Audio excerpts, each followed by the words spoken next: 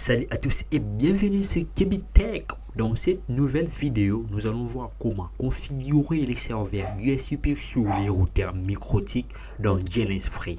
Et si vous ne savez pas comment configurer ou comment ajouter les routeurs microtiques dans VMware, visitez ma vidéo précédente auquel je vous avais parlé de A à Z. Comment est-ce que vous pouvez télécharger l'image du routeur microtique depuis leur site officiel et ajouter là. Alors, dans cette vidéo, nous allons faire un petit lab sur les serveurs DSCP dans GNS Free. Alors, sur cette chaîne, je partage mes connaissances et mes découvertes sur pas mal de domaines, donc tous les domaines qui cadrent avec la tech, sur réseau, système et d'autres domaines. Si vous aimez ou si vous êtes passionné de la technologie, n'oubliez pas de vous abonner pour ne rien rater de mes prochaines vidéos. Et débutons notre petit lab sur GNS Free. Ce que nous allons faire ici, la première des choses, c'est je vais donner un nom sur notre lab pour me rappeler DSCP. L'endroit est déjà là, je clique, j'entre. Ce que je vais faire, je vais tout simplement importer les routeurs microtiques dans notre environnement auquel nous allons pratiquer. Donc, microtique. Alors, nous allons pas tout simplement limiter sur les ciels comme avec Cisco, mais nous allons utiliser les Winbox pour nous donner l'accès à l'interface graphique. Alors pour que nous puissions avoir l'accès sur l'interface graphique, il faudrait ajouter les clouds de GNS Free pour que les clouds se connectent à nos réseaux physiques et puis les routeurs aient une adresse IP dynamique et avoir aussi accès sur l'interface graphique. Comme je vous avais dit sur mes vidéos précédentes, lorsque vous travaillez dans la tech, vous devez faire l'effort d'avoir un home lab. Un home lab, c'est tout simplement l'environnement auquel où vous maîtrisez, vous faites tout ce que vous avez besoin, vous bricolez tout ce que vous apprenez. Alors ce que nous allons faire, je vais cliquer tout simplement pour ajouter les VMnet 1. J'ajoute, j'applique OK. Et puis VMnet 1 et puis je mets ça sur l'interface 1. Une fois que j'ai mis ça sur l'interface et je vais tout simplement ajouter un switch. Nous allons ajouter un switch de GNS Free qui n'est même pas manageable et puis nous allons ajouter même quelques PC pour les raisons des tests. Il faudrait que ça soit un peu bien. Et l'interface de se connecte sur l'interface. Je mets que ça soit un peu propre. Et puis sur les routeurs, et puis c'est les routeurs. Ce que nous allons faire, c'est d'allumer ces équipements. Nous allons passer juste quelques secondes. Ces équipements sont allumés. Ce que nous allons faire, c'est d'entrer sur l'interface. Cet équipement, je peux agrandir. Par défaut, les admins, c'est les mots le login, c'est admin. Enter, sans password. Et ici, je vais aller sur N. Je mets le new password. Maintenant, il faudrait confirmer. Il faut arriver ici. Ce qu'il faudrait faire, c'est de regarder l'adresse IP que notre VMnet 1 a attribué à notre routeur pour que cette adresse nous donne accès ou nous donne la possibilité d'y accéder sur le Winbox et avoir accès sur l'interface graphique. Ce que nous allons faire, c'est IP espace adresse print. Donc, on voit ici déjà sur l'interface 0. Nous avons DD, cela veut dire que cette adresse IP est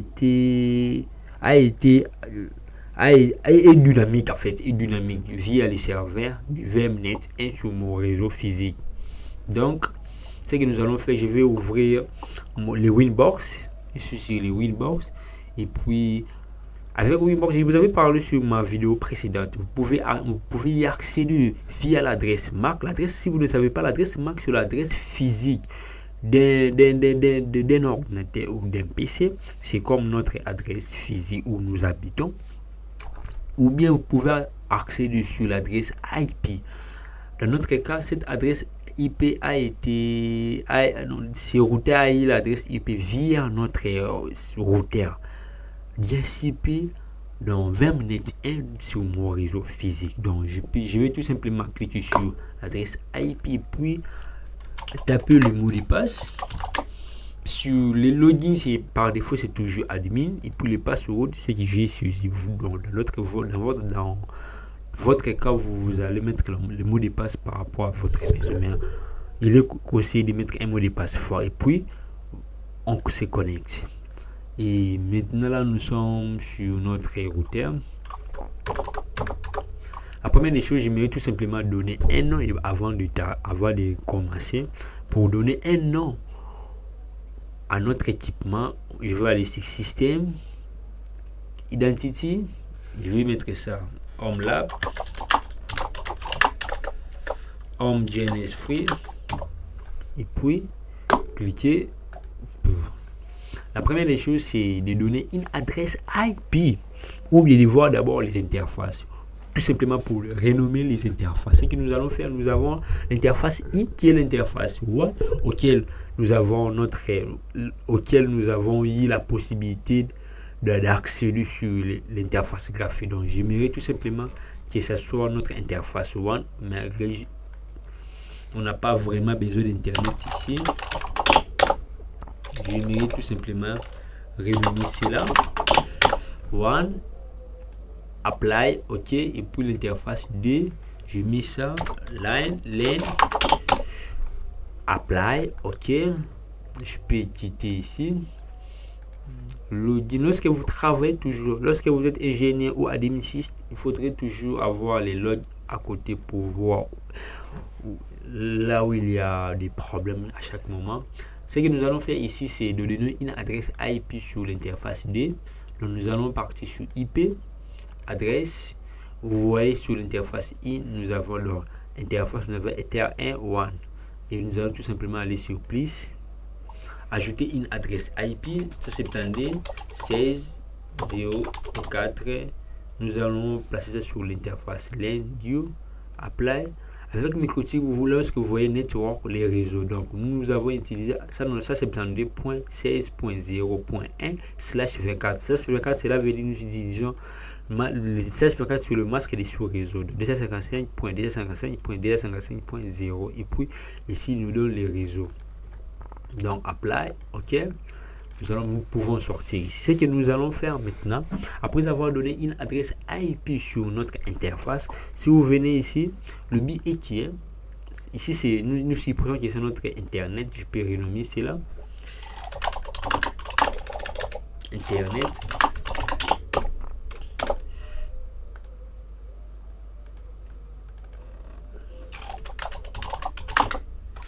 Nous supposons que c'est notre internet, et puis nous avons eu l'internet chez notre FA ou fournisseur d'accès internet ou ISP, Internet Service Provider. L'internet est arrivé au niveau de notre routeur Microtik et là, et puis nous avons notre réseau LAN qui est là. Nous avons besoin que toutes ces machines soient connectées via les protocoles ou les services qu'on appelle les DHCP, Dynamic Host Control Protocol. Donc toutes ces machines puissent avoir une adresse IP dynamique. Alors ce que nous allons faire, c'est de configurer le pool d'adresse et puis de configurer le serveur DHCP pour que tous ces PC puissent récupérer une adresse IP via notre routeur. Alors sans plus tarder, nous allons tout simplement venir sur IP pool. Please, nous allons créer un pool. Donc nous pouvons donner un nom directement. On peut donner DHCP GNS Free, et puis nous allons donner une adresse IP du débit et une adresse IP du fin par rapport à notre pool. Donc ça c'est 16.0.1 jusqu'à ça c'est 16. Non, nous allons faire de sorte que ça commence à 10, et puis nous mettons espace, ça c'est 16.0.15. Nous allons tout simplement on n'a pas besoin des nest pool. Et je peux fermer déjà ici, et puis nous rentrons aussi IP et puis serveur DSCP. Ce que nous allons faire ici, c'est d'aller sur DSCP plus les noms. On peut changer, mais moi je préfère qu'on laisse ma serveur 1. Et puis nous allons donner l'interface Etherlane. Ici, ce que nous allons faire, c'est adresse pool. Ce que nous allons choisir le pool auquel nous avons configuré. Donc, DSCP underscore JNS free.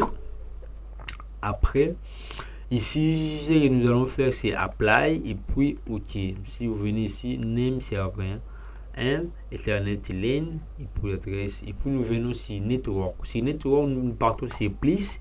Ici, nous entrons l'adresse IP 176.0.0/24 où nous pouvons /24 et puis nettement c'est 255.255.255.0 et puis la passerelle c'est 76.0.1 et puis nous pouvons aussi donner le DNS. Si vous ne savez pas, le DNS c'est domain name service, ou c'est les services ou les protocoles qui traduisent tout simplement les adresses IP à un nom.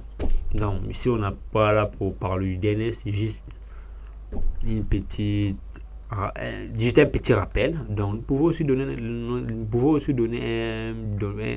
DNS si c'est possible. C'est 76.0.1. alors si nous avons ça c'est le DNS primaire. Donc pour le DNS secondaire, vous venez seulement ici, vous cliquez, vous pouvez mettre même le serveur de Google 8.8 et puis vous cliquez sur apply et puis OK. Si vous venez ici, vous allez voir, comme on n'a pas de domaine et les serveurs, nous pouvons laisser cela et nous pouvons tester cela. Si nous avons adresse, si nous vérifions si CLI, nous allons voir notre une adresse IP et là support. Si nous partons sur notre venons ici, nous essayons d'ouvrir le PC 1 pour voir si c'est le match. Lorsque nous sommes ici, ce que je vais faire, c'est tout simplement IP DSCP. Voici et seulement si le PC peut avoir une adresse IP automatique enter.